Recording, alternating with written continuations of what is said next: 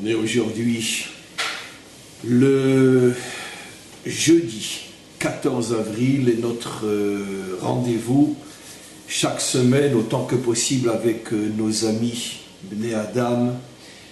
Et je voudrais aujourd'hui parler, puisqu'on est à la veille de Pessah, on est à la veille de la fête qui commémore la sortie d'Égypte.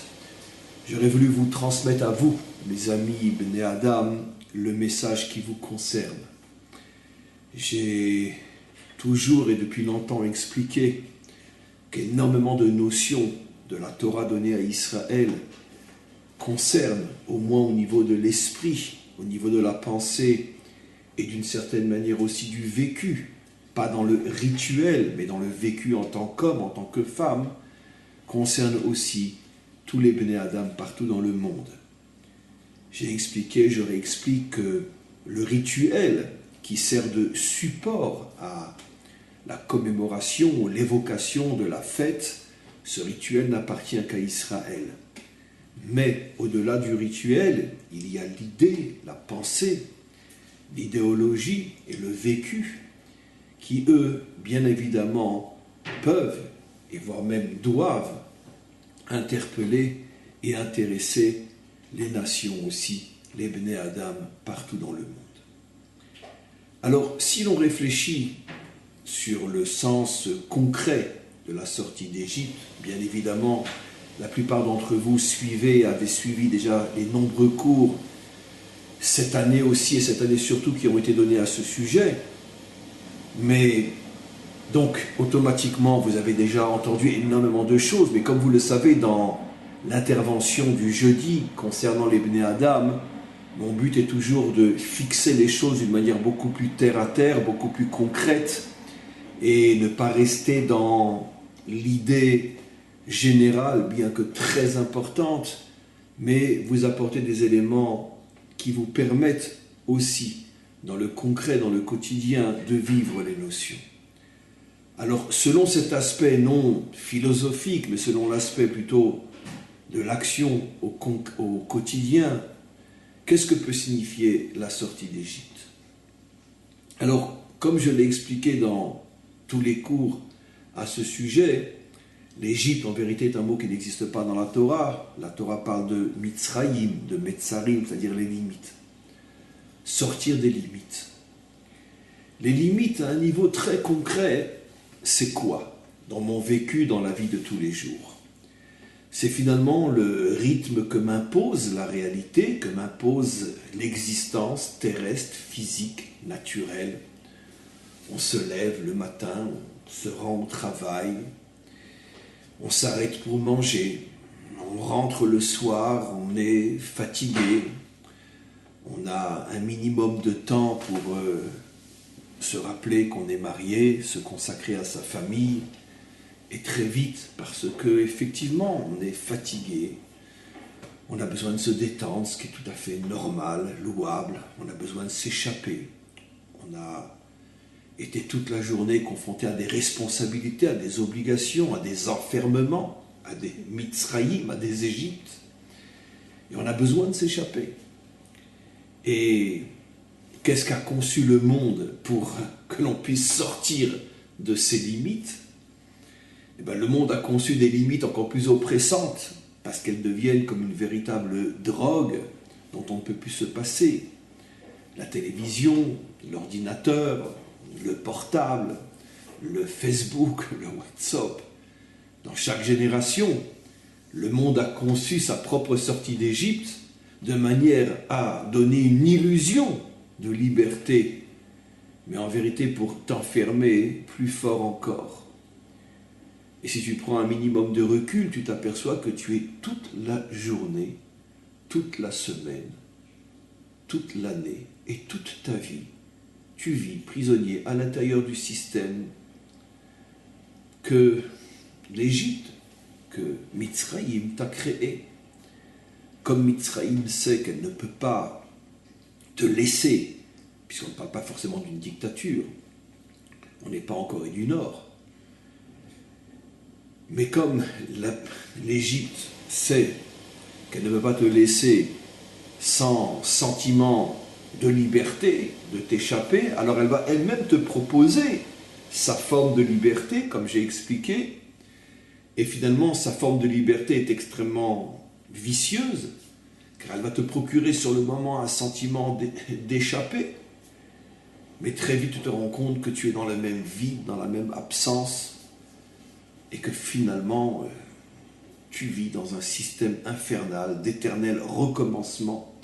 Je faisais allusion à cette notion il n'y a pas longtemps dans un cours, la différence entre l'éternel recommencement, qui est le propre même de la civilisation occidentale, et l'éternel renouvellement, qui est l'essence même du judaïsme, et tout simplement de l'existence adamique authentique. Il faut se renouveler, il ne faut pas recommencer. Or, le système que te propose Mitzrayim est un système dans lequel tu es la majorité du temps réellement enfermé, et tu le sais, avec quelques sorties de secours pour ne pas que ça pète, mais ces sorties de secours sont tout simplement un fantasme, une illusion, car très vite tu ressens le vide, tu ressens le rien, et tu t'aperçois que finalement tu vis dans le rythme de l'éternel recommencement, sans arrêt, rien n'avance, rien ne bouge. Et après des décennies, tu es toujours au même point de départ, métro, boulot, dodo. Voilà ce qu'est l'Égypte, voilà ce qu'est la vie. Et voilà ce qu'ont traversé les humains dans toutes les générations, dans toutes les civilisations. Personne n'est sorti de ce système infernal imposé par le monde. Alors ça veut dire quoi à mon niveau? Comment je peux sortir, même en tant que non-juif, comment je peux sortir de ce rythme et de ce système infernal? Il faut absolument que je m'impose des portes de sortie, des sorties d'autoroute. Il faut que je sorte de ces bouchons, de ces embouteillages. Mais c'est moi qui vais me créer ces portes. Je ne vais pas laisser le monde me les créer. Parce que le monde me roule, comme je viens de le démontrer. Il faut donc que moi, je puisse m'imposer ces portes, ces sorties, ces moments, ces sentiments d'échapper, de me libérer, mais réels. Et comment je vais sentir que c'est réel? Ben, je l'ai dit. Si après t'être échappé, finalement tu ressens toujours le même vide et le même manque qu'avant, c'est la preuve qu'on s'est fichu de toi. Mais si ces petits moments qui ne sont pas forcément et nécessairement grands sur le plan quantitatif, mais importants sur le plan qualitatif, si tu sens que ces petits moments t'ont réellement construit, apporté, que waouh, tu as de nouvelles forces pour avancer, alors à ce moment-là, ce sont de vrais moments de libération, c'est une vraie sortie d'Égypte. Donc c'est à toi de les créer, ces moments. Et donc, première chose à faire, tu refuses les sorties que eux te proposent. Parce que c'est pour mieux t'attacher, pour mieux te tenir. Et donc oui, tu dois avoir le courage, même en tant que Ben Adam, de mettre d'énormes limites entre toi et la télévision, entre toi et les sorties classiques, entre toi et tout ce qui fait que tu es comme tout le monde. Entre toi et l'ordinateur, entre toi et les films, entre toi et Facebook, entre toi et toutes ces choses que l'Égypte te propose, surtout pour que tu ne lui échappes pas. Et donc, c'est la première chose qu'il faut faire. Exactement comme quand on est sorti d'Égypte, il a fallu d'abord casser les chaînes, le symbole des 10 macotes, des 10 plaies. Il a fallu d'abord taper sur les chaînes, les briser et après sortir. Donc tout ce qui m'enchaîne, il y a des choses que je ne peux pas briser, je ne peux pas ne pas travailler, je ne peux pas ne pas remplir mes obligations sociales, familiales. Je parle moi des moments justement de sortie, où là c'est à moi de dire non aux chaînes que l'on me propose. D'ailleurs, c'est intéressant, la télévision. Quelle chaîne tu regardes? Regardez jusqu'où ça va. Quelle chaîne tu regardes? Même eux te disent qu'ils sont en train de t'enchaîner. Quelle chaîne tu regardes? Extraordinaire. Donc plus de chaîne. Je n'ai pas dit de ne pas avoir de télévision. J'ai dit d'avoir le courage de faire le tri et de la regarder le moins possible, de manière à briser les chaînes qui m'empêchent de me construire. Alors bien sûr, la nature a horreur du vide. Alors qu'est-ce qu'on fait à ce moment-là? J'ai 2 heures devant moi, généralement consacrées à la télévision, à un film, à une sortie, à un restaurant, peu importe. Qu'est-ce que je fais? Alors il faut remplir. Le premier de tous les remplissages, hyper important, l'étude. L'étude. Consacrer tous les jours un temps à l'étude. Pas forcément seul, avec des amis, avec son épouse en priorité. On prend un livre, on l'ouvre, on étudie. On avance, on le marque, demain on continue. On parle ensemble, on réfléchit. Est-ce qu'on a véritablement l'occasion de se retrouver avec son épouse, avec son mari, avec ses enfants, s'ils sont en âge de pouvoir suivre une discussion? Est-ce qu'on a vraiment le temps? Est-ce qu'on pense à le faire? Ça n'existe plus dans le monde occidental. Donc il faut l'imposer. Pas nécessairement pendant 2 heures, ni même pendant 1 heure. Un quart d'heure, 20 minutes, 10 minutes. Mais il faut le faire. On étudie. On peut écouter un cours. C'est très important d'écouter un cours. Mais d'un autre côté, c'est important aussi de faire quelque chose. C'est pour ça que l'étude, c'est quand moi je prends le livre, je l'étudie, et à combien plus forte raison, j'en discute avec mon épouse, avec ma famille, avec mes amis. On organise des réunions d'études à la maison, 1 fois, 2 fois par semaine. Mais c'est terriblement important. C'est le vrai salut du monde. 10 minutes tous les jours avec ma femme et mes enfants, ou ma femme toute seule. Et 1 fois ou 2 fois par semaine, on tourne. Les amis viennent chez nous, puis nous on va chez eux et on tourne. C'est le grand rendez-vous de l'amitié, de la vraie. On va ouvrir un livre, on va étudier ensemble. On va ensemble écouter un cours. Vous me direz, on peut le faire chacun chez soi. Non, c'est important que ce soit ensemble. D'abord, ça crée des liens, ça crée de l'amitié. Et en plus, on peut en discuter ensemble. Après, qu'est-ce que le rabbin dit? Qu'est-ce qu'on a entendu? Qu'est-ce qu'on a compris? C'est hyper important. Hyper important. Et puis, qu'est-ce qu'on peut faire d'autre? C'est important, tous les jours, à part l'étude, 5 minutes, 10 minutes. On ouvre un livre de psaumes, on lit des psaumes, puis on rajoute notre demande personnelle, notre prière personnelle. On prie pour soi, pour sa famille, pour le monde, pour avancer. 5, 10 minutes, un quart d'heure tous les jours. Vous voyez, on est à un quart d'heure d'étude, 10 minutes, un quart d'heure de prière. Et qu'est-ce qu'on peut faire encore? Tous les jours, ou de temps à autre, mais régulièrement. On ne parle plus d'études, on ne parle plus de prière. On s'assoit avec son épouse, avec son mari. On discute de rien et de tout, de la pluie et du beau temps. Mais on discute, on est ensemble. On s'efforce d'être ensemble, de se retrouver. Et au fur et à mesure, on va s'apercevoir, waouh, qu'est-ce qu'on construit.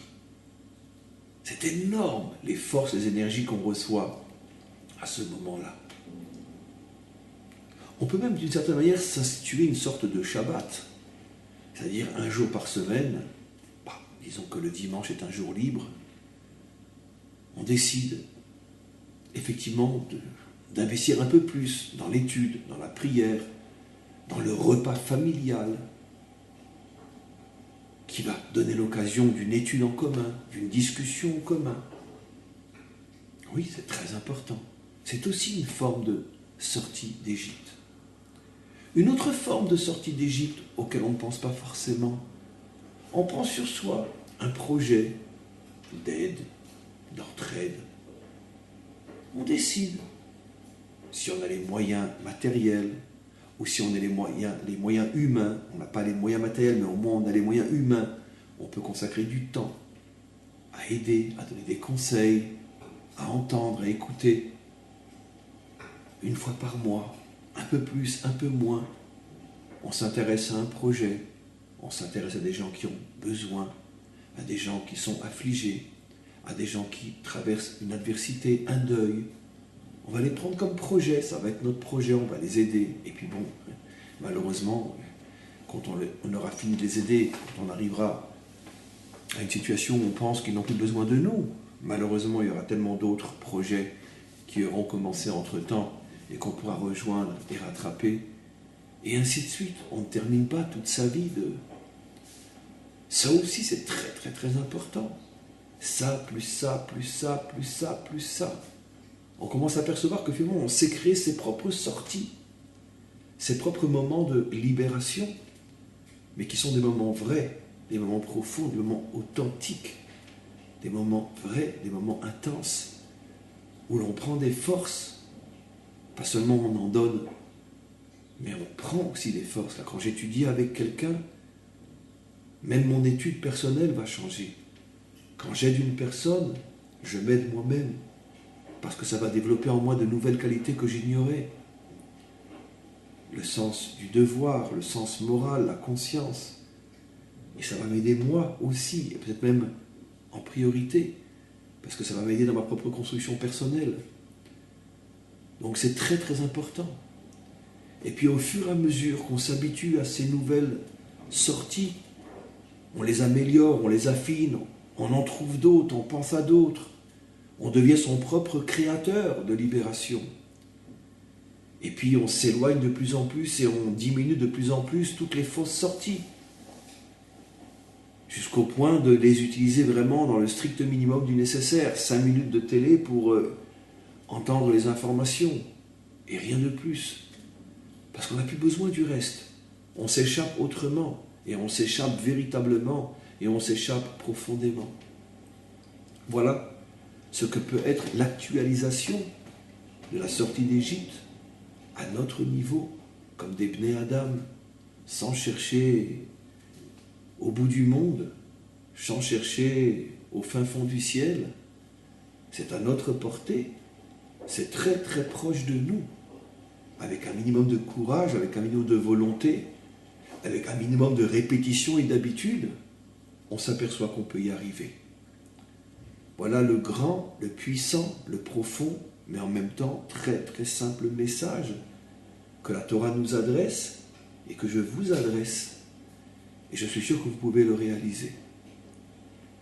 Avec l'aide du Maître du monde, je vous garantis que tout celui qui essayera s'apercevra que véritablement sa vie a complètement changé. Et si vous me direz quelqu'un est seul, avec qui il peut échanger, comment il peut faire, et bien là aussi, s'obliger à avoir un dialogue avec quelqu'un, car c'est impossible qu'on soit seul, qu'on ait personne avec qui dialoguer, même s'il n'est pas dans notre maison, parce qu'on est une femme seule, un homme seul, peu importe. Mais on peut établir un contact, par Skype, par téléphone, par WhatsApp, par Facebook, mais cette fois-ci utilisé à ma manière à moi, d'homme qui veut me libérer véritablement. Et on peut établir un contact. Aujourd'hui, la technologie nous permet de l'utiliser d'une manière véritablement salutaire et libératrice. Je n'ai pas besoin de le prouver, c'est évident. Donc il y a toujours la possibilité d'être en contact avec, de créer des groupes, de discussions, d'études, d'échanges. Il faut juste avoir le courage, la volonté. Et il ne faut surtout jamais, jamais se dire « je ne suis pas à la hauteur, je ne suis pas au niveau, qui je suis pour lancer des projets ». Car tout le monde, absolument tout le monde, est à la hauteur de lancer des projets, même des projets merveilleux. Il suffit de le vouloir, il suffit d'y croire. Et on s'aperçoit comment, avec rien, sa vie peut changer. Avec l'aide du Maître du monde, véritablement essayez, commencez, et vous allez voir que c'est véritablement un salut qui est à la portée de tous et que nous n'avons pas le droit de refuser, tellement il est simple à accomplir. À tous et à toutes, une très très bonne continuation.